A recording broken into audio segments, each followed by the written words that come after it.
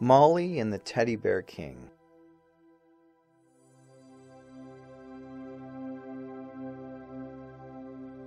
One summer, as the flowers bloomed in the fields, and the lilies opened their delicate petals in the pond,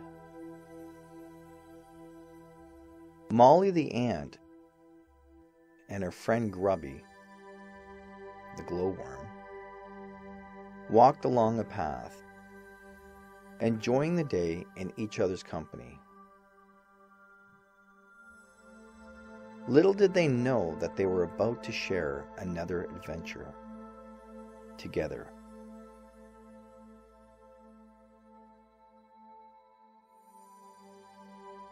Further up the path, Molly suddenly saw something moving towards them at a very high speed. "I wonder what that is," she thought. As it came closer, she could see it. It was a bear. Now, it wasn't an ordinary bear, like the kind you might see on a nature show or out in a field looking for berries. This was a special bear. This was a teddy bear. This might sound surprising because, as we all know, teddy bears can't actually run on their own without someone moving their little legs. But this one could.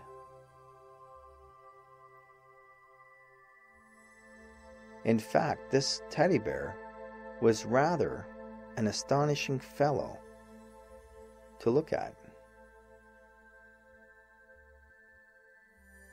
He had a blue jacket on and a big red ribbon running around one shoulder across his chest.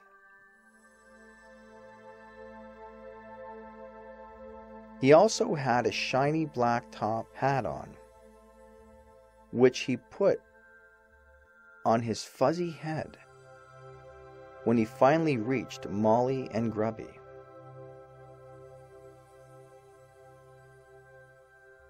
He didn't seem out of breath,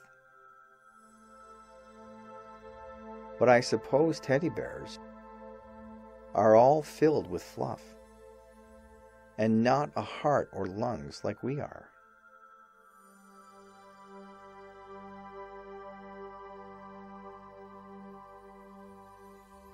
"Are you Molly the ant and Grubby the glowworm?" the teddy bear asked. Molly answered that they were, and asked the bear why he was looking for them.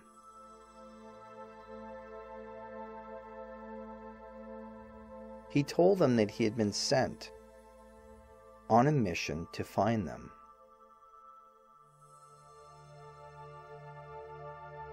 When he first received the order to look for an ant and a glowworm, he wondered how he would ever find them.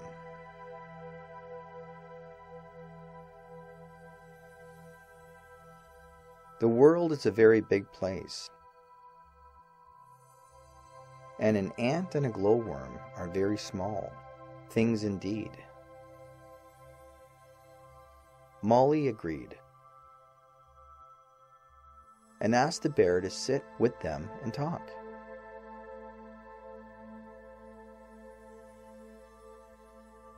She asked him why he had been sent to find her.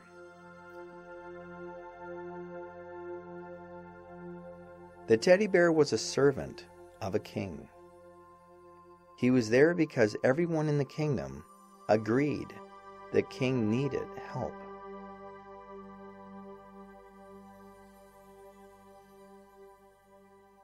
Molly asked what was wrong with the king,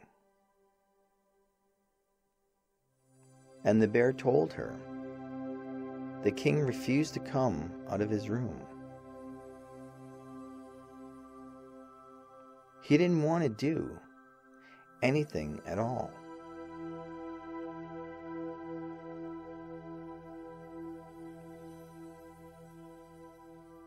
The teddy bear begged Molly to come with him back to the kingdom and help the king.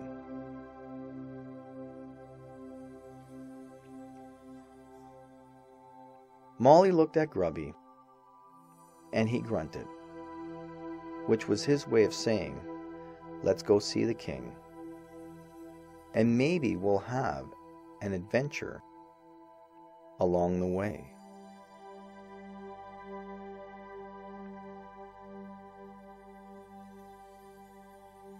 Do you think they have any lollipop flowers? Molly smiled and told the teddy bear they would come with him right away.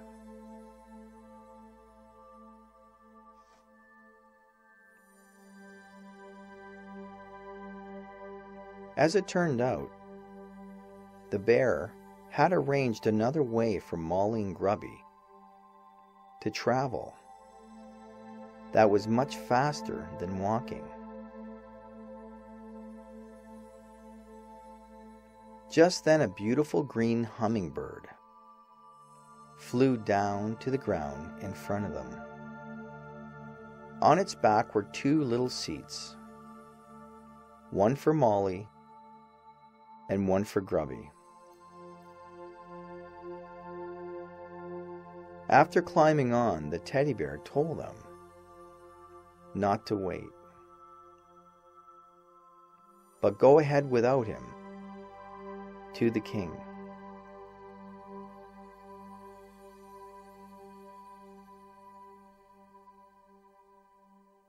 The hummingbird jumped up into the air and flew away with a blur.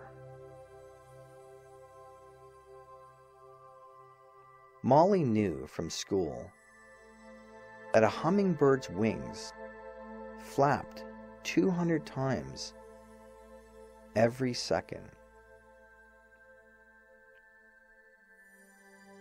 which was even faster than Grubby could eat lollipop flowers.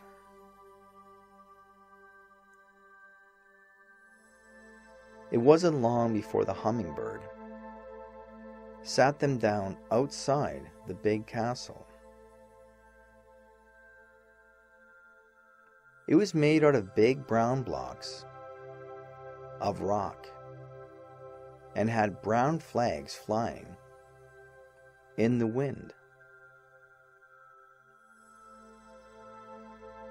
Inside the castle, Molly and Grubby were met by a group of servant teddy bears, all dressed in brown. Molly asked why everything shared this particular color, and it seemed teddy bears really liked brown better than any other color in the world.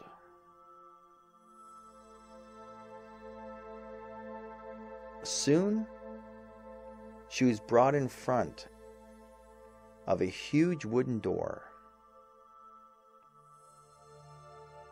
She could hear a voice coming from behind it, shouting.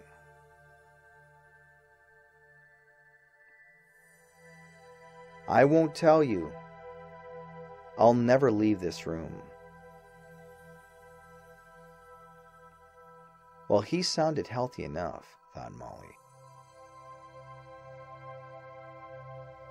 A sick person couldn't yell as loudly as the king did.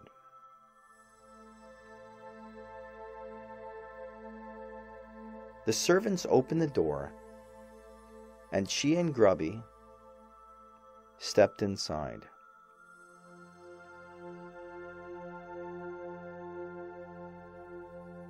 They'll never forget what they saw.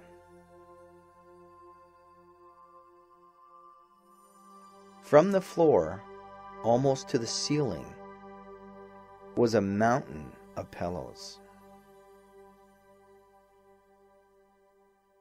There were hundreds,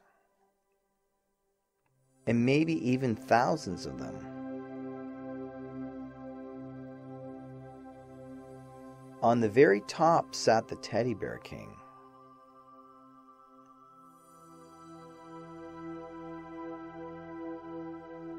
His arms were crossed and he looked very stubborn, almost like he was daring everyone to try to move him.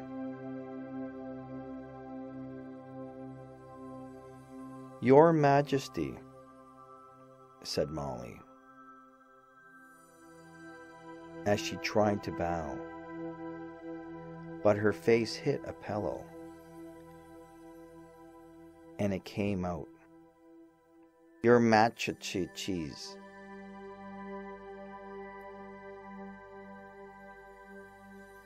She introduced herself and Grubby and asked the king why he was sitting on top of a giant pile of pillows.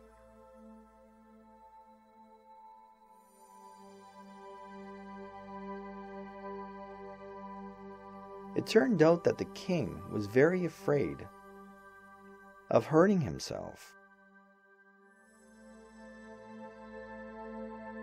Not long before this, he was learning to ride a bicycle outside when he fell and scraped his knee. After that, he decided he would never go outside again, and surrounded himself with pillows so nothing could hurt him.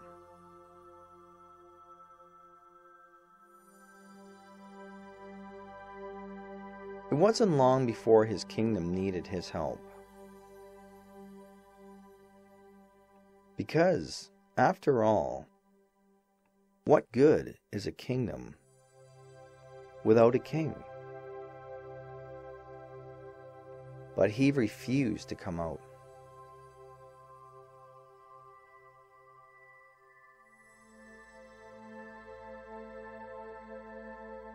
Molly could see that this would be a tough job for her and Grubby.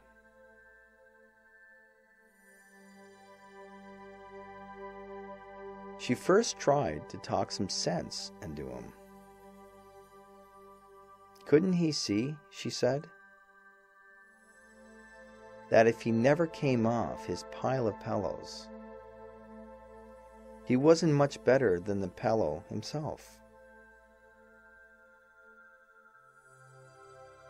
"Your Majesty, do you want to be nothing more than a big pillow the rest of your life?" asked Molly.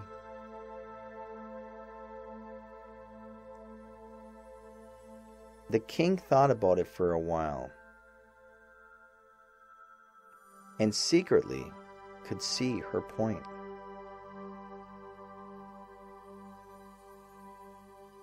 But he still refused to move, even though you could tell he was thinking about what Molly had said.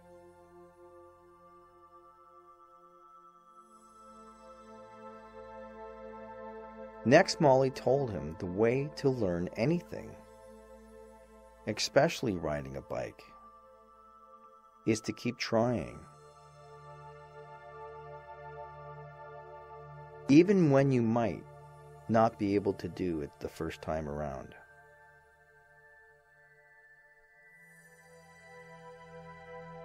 Sometimes you might scrape your knee, but you've got to get back on and try it again. Otherwise, you'll never learn how, said Molly.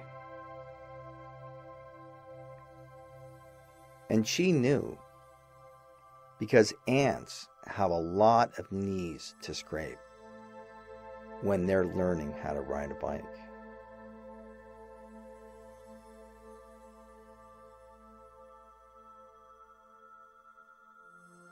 The king thought about it for a while. Maybe he had given up too easily, he thought. After all, the reason he wanted to ride a bike in the first place was to explore the world.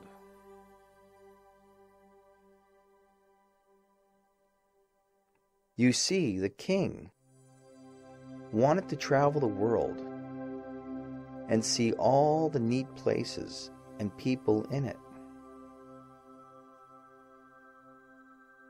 If he stayed on the mountain of Palos his whole life, he'd never be able to see any exciting things.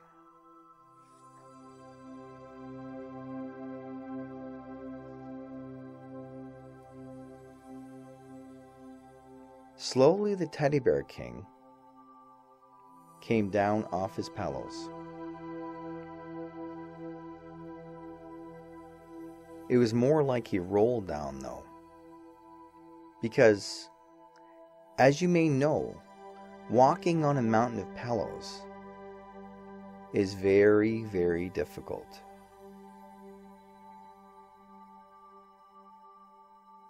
He thanked Molly and Grubby for their help and told them about his dream to see the world.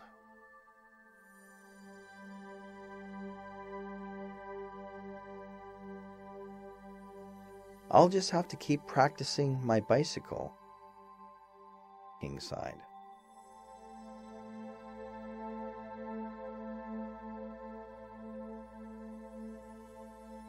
Molly and Grubby looked at each other, and Grubby grunted, which was his way of saying, "I'm okay with it if you are."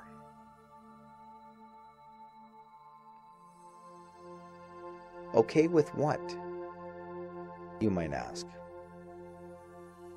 With giving the king a very special thing called a bubbler.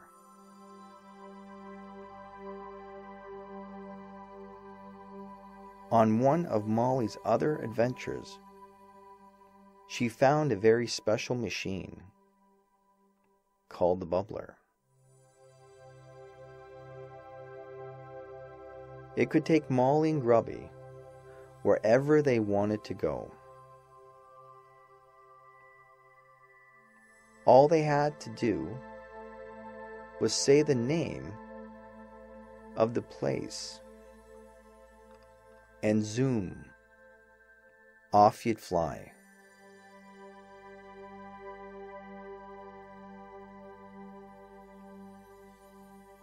Molly thought the king might use it more than she did. So she offered it to him as a gift.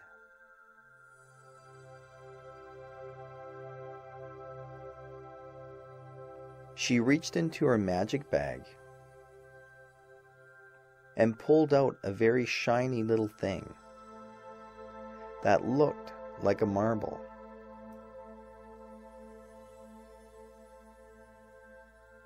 Her bag was able to shrink anything she touched so it would fit in.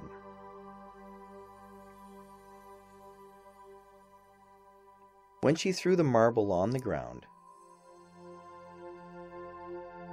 it grew until it was big enough to fit the teddy bear king inside of it.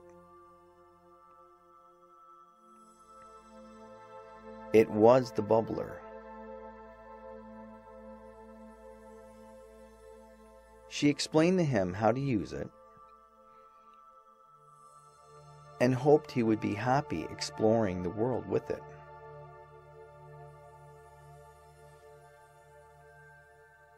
The king was very happy indeed. He even gave Molly and Grubby a gift. What do you think it was? If you guessed a hummingbird, you would have been right. The king knew Molly and Grubby used the bubbler to travel to places that were hard to get to.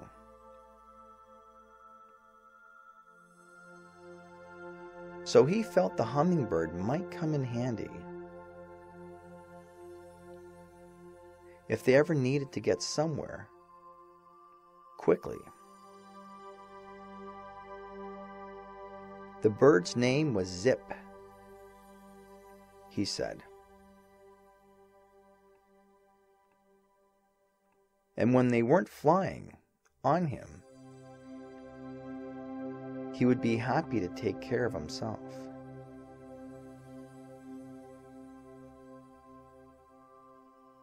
All they had to do was make a secret whistling sound, and he would come.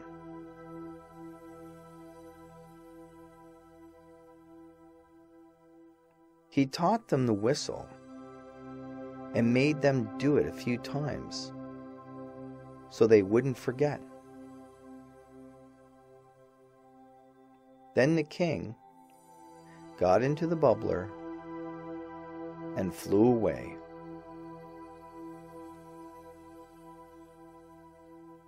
All the teddy bears in the kingdom were happy that the king was finally out of his room.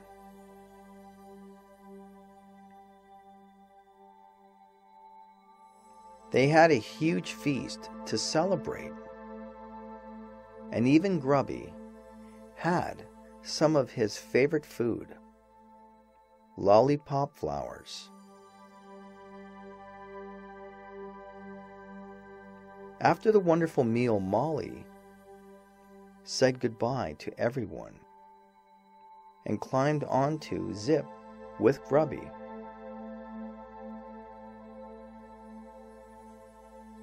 As they flew up into the fresh night air on the hummingbird's back, Molly wondered where the teddy bear king would go first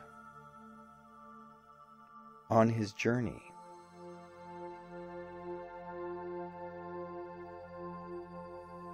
She was going to ask Grubby what he thought, but saw he was fast asleep, with his little head resting on a leftover lollipop flower. Molly smiled and yawned as she slowly fell asleep herself, safe and warm on the hummingbird's back.